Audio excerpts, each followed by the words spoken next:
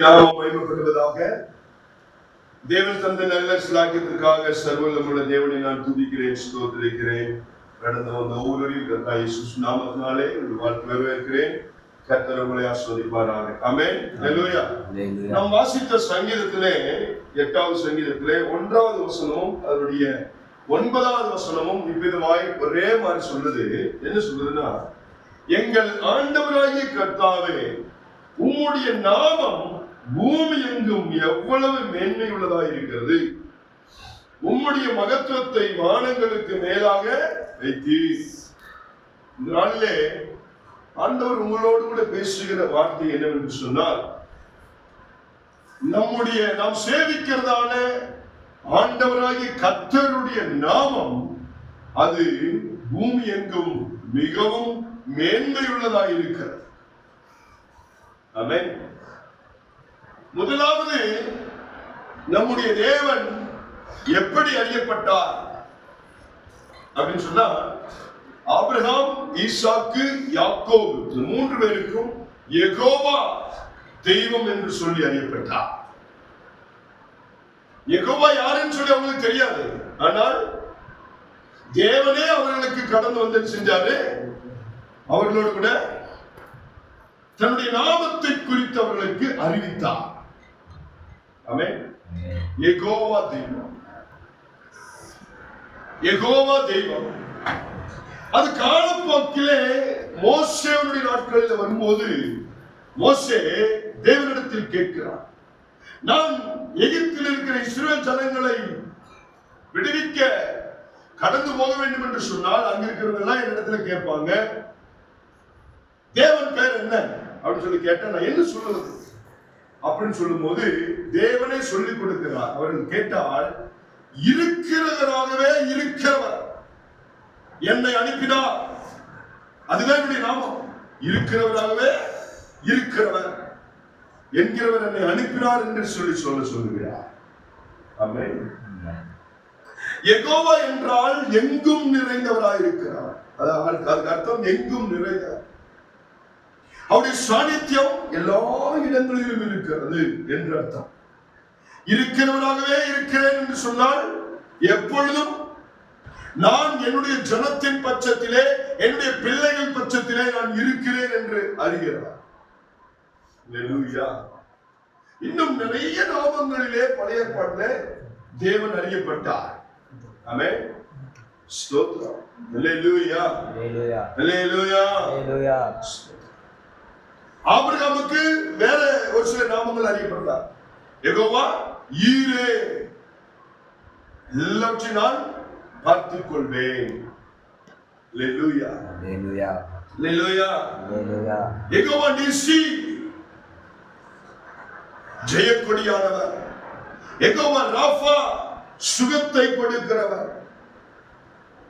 யெகோவா சித்தன்னா, எல்லா இதோட பிரச்சனைகள், பிரதிகூலங்கள், கஷ்டங்கள் எல்லாம் முடிந்து போனது. இப்படி ஒவ்வொரு இடங்களிலும் யெகோவா என்று பழைய பாட்டு அதிக இடத்திலே நம்முடைய தேவனாகிய கர்த்தர் தம்முடைய நாமத்தை அறியப்படுத்தினார். ஆமென். ஹல்லேலூயா. ஹல்லேலூயா. ஹல்லேலூயா. ஹல்லேலூயா. பாருங்க, அவருடைய நாமம் பூமி எங்கும் எவ்வளவு மேன்மை உள்ளதாக இருக்கிறது. இன்னைக்கு யாரெல்லாம் அந்த நாமத்தை விசுவாசிக்கிறார்களோ, அந்த நாமத்தை உறுதியாய் பிடித்துக் கொள்கிறார்களோ, அவர்களுக்கு ஆண்டவர் அற்புதம் செய்கிறவராய் இருக்கிறார். ஹல்லேலூயா. ஹல்லேலூயா. நம்மளும் பழைய ஏற்பாடு நபர்களுக்கு மாத்திரமல்ல, நமக்கும், நீங்களும் அந்த நாமத்தை உச்சரிப்பீர்கள் என்று சொன்னால், அறிக்கை செய்வீர்கள் என்று சொன்னால், விசுவாசத்தோடு கூட சொல்லுவீர்கள் என்று சொன்னால், அது உங்களுக்கும் அது அப்படியே சம்பவிக்கும். ஹல்லேலூயா. ஹல்லேலூயா. ஹல்லேலூயா. ஹல்லேலூயா. உங்களுடைய அவசியங்கள், உங்களுடைய தேவைகள் மத்தியிலே நீங்கள் இவ்விதமாய் ஸ்தோத்திரம் யெகோவா ஈரே என்று சொல்லி நீங்க அறிக்கை செஞ்சா, அவர் எல்லா காரியங்களையும் அவர் பார்த்துக் கொள்வார். ஆமென். யெகோவா ஈரே, எல்லா அவசியங்களையும் அவர் பார்த்துக் கொள்வார் என்று அர்த்தம். ஒருவேளை பலவீனமா இருக்கும் போது, வியாதியா இருக்கும் போது, கஷ்டமா இருக்கும் போது, ஸ்தோத்திரம், உங்களுடைய சரீரத்திலே ஏதாவது ஒரு பலவீனம், வயிற்று வலியா, தலைவலியா, காய்ச்சலா, சோர்வுகளா, நீ என்ன செய்யணும்? யெகோவா ராஃபா, சுகம் தரும் தெய்வம், என்னை சுகப்படுத்துகிறவர், என்னை குணமாக்குகிறவர், எனக்கு சுகத்தை கொடுக்கிறவர் என்று அர்த்தம். யெகோவா ராஃபா. அல்லேலூயா. ஒரு தீராத பிரச்சனை, ஒரு தீராத சண்டை இருக்கும் என்று சொன்னால் யெகோவா நிசி என்று சொல்ல வேண்டும். அவர் ஜெயத்தை கொடுக்க வல்லவராயிருக்கிறார். அல்லேலூயா, அல்லேலூயா, அல்லேலூயா, அல்லேலூயா. ஸ்தோத்திரம். தாவீதுக்கு விதமாய் வெளிப்பட்டார், சேனைகளின் கர்த்தருடைய நாமம் என்று தாவீதுக்கு தன்னுடைய நாமத்தை அறிவித்தார். ஆமென். அல்லேலூயா, அல்லேலூயா. தானியேலுக்கு விதமாய் அவர் சிறைச்சாலையிலிருந்து விடுவிக்கிற கர்த்தர் என்று சொல்லி தன்னுடைய நாமத்தை அறிமுகப்படுத்தினார். ஆமென். பழைய பாடலில் ஒவ்வொரு நபர்களுக்கும் ஒவ்வொரு தன்னுடைய நாமத்தை தேவன் செஞ்சாருங்க. அவர் அறிமுகப்படுத்தி ஒவ்வொரு காரியத்திலும் தன்னை செஞ்சாரு. தன்னுடைய நாமத்தை பூமியிலே மேன்மையுள்ளதாக என்ன செஞ்சாரு? ஒவ்வொரு நபர்களுக்கும் அறிவித்தார். இதே புதிய ஏற்பாடுல நீங்க வருவீர்கள் என்று சொன்னால் எப்படி அறியப்படுறாரு தேவன்? இம்மானுவேல். முதலாவது அறியப்படுகிற நாமம் இம்மானுவேல் என்று அறியப்படுகிறார். அது என்னங்க? இம்மானுவேல் என்னது? தேவனாகிய கர்த்தர் நம்மோடு இருக்கிறார் என்று அர்த்தம். அல்லேலூயா. நீ வேலைக்கு போகும்போதும் நம்மோடு இருக்கிறார், நீ வீட்டில் இருக்கும் போதும் நம்மோடு இருக்கிறார், பிரயாணப்பட்டு ஒரு இடத்துக்கு போகும்போதும் நம்மோடு இருக்கிறார், நம்ம பைக் ஓட்டும் போது நம்மோடு இருக்கிறாரு, கார் ஓட்டும் போது நம்மோடு இருக்கிறாரு, வேலை செய்யும் போது நம்மோடு இருக்கிறாரு, மிஷின் ஓட்டும் போது நம்மோடு இருக்கிறாரு. ஆமென், ஆமென். எந்த இடத்துக்கு போனாலும் வந்தாலும் நம்மோடு கூடவே இருக்கிறவர் இம்மானுவேல், நம்மோடு கூட இருக்கிறார். அல்லேலூயா, அல்லேலூயா, அல்லேலூயா, அல்லேலூயா. ஸ்தோத்திரம். அதுக்கப்புறம் எப்படி அறியப்பட்டார்? இயேசு கிறிஸ்து என்கிற நாமத்திலே அறியப்பட்டார். அல்லேலூயா. இயேசு கிறிஸ்துவினுடைய நாமத்திலே அறியப்பட்டார். இயேசு கிறிஸ்து எங்க போய் எல்லா இடத்திலும் போய் அவரே நிறைய ஸ்தோத்திரம் வியாதிகளை சுஸ்தமாக்கினார், பிசாசின் பிடியிலிருந்து விடுவித்தார். ஆமென், அல்லேலூயா. அதுக்கப்புறம் சீஷர்கள் அப்போஸ்தலர்கள் செஞ்சாங்க, இயேசு கிறிஸ்துவினுடைய நாமத்தை அவர்கள் உபயோகித்தார்கள். பேதுருவும் ஸ்தோத்திரம் யோவான் என்ன செய்றாங்க? தேவாலயத்துக்கு போனாங்க. போகும்போது அந்த ஆலயத்தின் முன்பே இவ்விதமாய் ஒரு பிறவியிலே சப்பானியாய் இருக்கிறவன் ஒருவன் இருக்கிறான். அவன் உட்கார்ந்து பிச்சை எடுத்துக்கிறான்.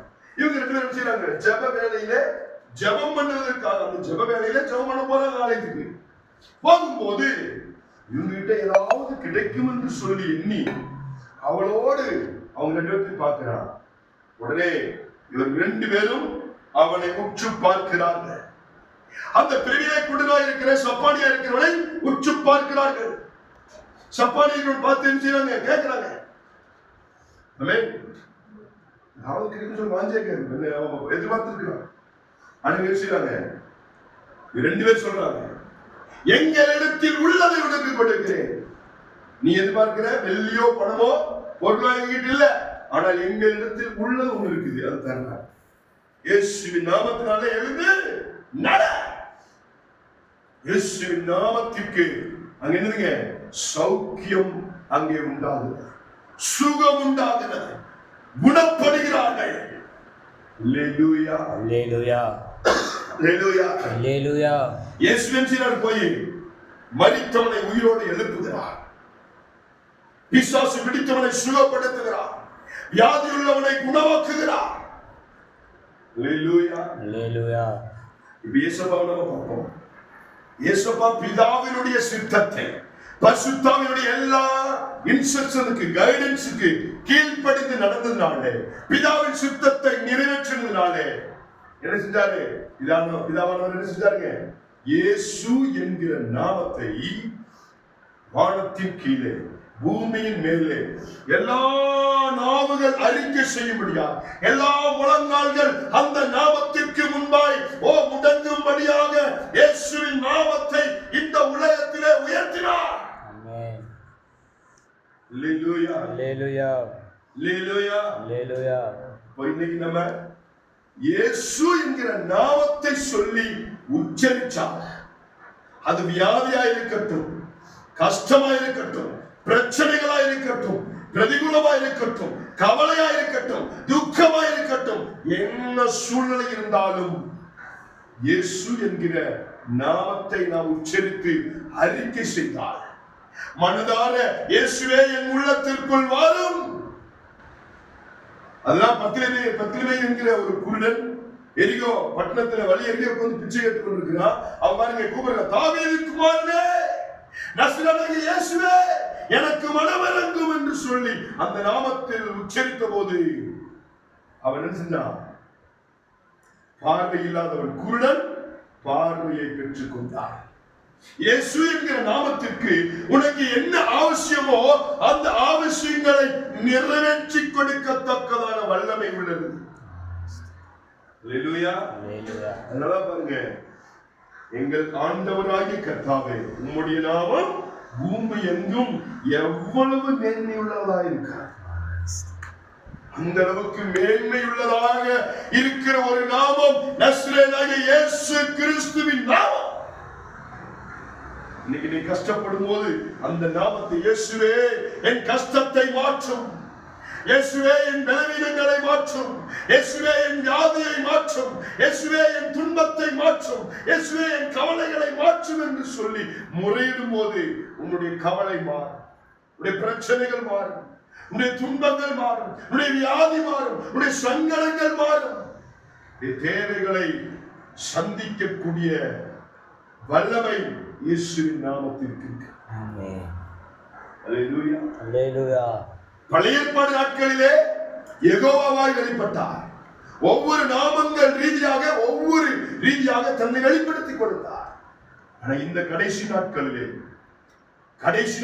இயேசுவே சொல்லிக்கிறார், என்னை அல்லாமல் ஒருவனும் பிதாவை தரிசிக்க முடியாது, என்னை அல்லாமல் ஒருவனும் பரலோகத்திற்கு போக முடியாது, என்னை அல்லாமல் ஒருவனும் நித்திய ஜீவனை பெற்றுக் கொள்ள முடியாது, என்னை அல்லாமல் ஒருவனும் ஆசீர்வதிக்கப்பட முடியாது. அப்போ இன்னைக்கு இந்த கடைசி நாட்களிலே இயேசு என்கிற நாமம் அது விலையேற பெற்றதாயிருக்கிறது, மகத்துவம் உள்ளதாயிருக்கிறது, மேன்மையுள்ளதாயிருக்கிறது. அந்த இயேசு கிறிஸ்துவின் சாநித்தியம் இப்போ நாம் இருக்கிற இந்த இடத்திலே இருக்கிறதா இருக்கிறார்.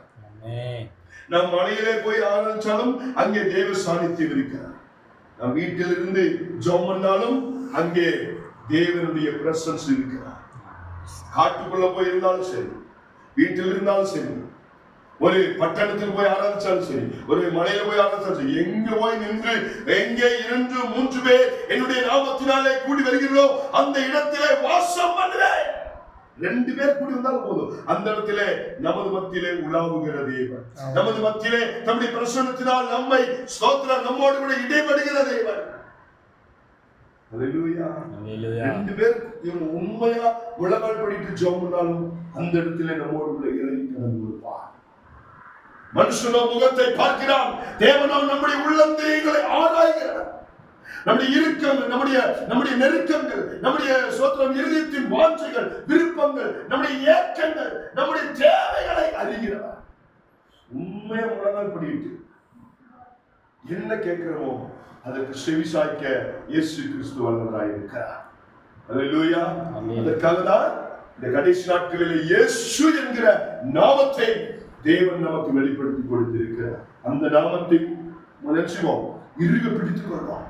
இயேசுவே என் உள்ளத்தில் வாரும், என் சங்கடங்களை மாற்றும், என்னுடைய கஷ்டங்களை மாற்றும், என்னுடைய தேவைகளை சந்தியும். என்ன காரியமா இருந்தாலும் எல்லாரும் முழங்கால் படியிட்டு, இயேசுப்பா உம்முடைய நாமத்தின் முன்பாய் வருகிறேன், எனக்கு ஒரு ஆண்டவரே ஸ்தோத்திரம், எனக்கு ஒரு என்னுடைய பிரச்சனைகள் எல்லாம் மாற்றும் ஆண்டவரே என்று நாம் இயேசுப்பாவுடைய நாமத்தின் முன்பாய் அர்ப்பணிப்போம். கர்த்தர் வார்த்தைகளை ஒவ்வொரு ஆசீர்வதிப்பார். எல்லாரும் முழங்கால் படிடுவோமா?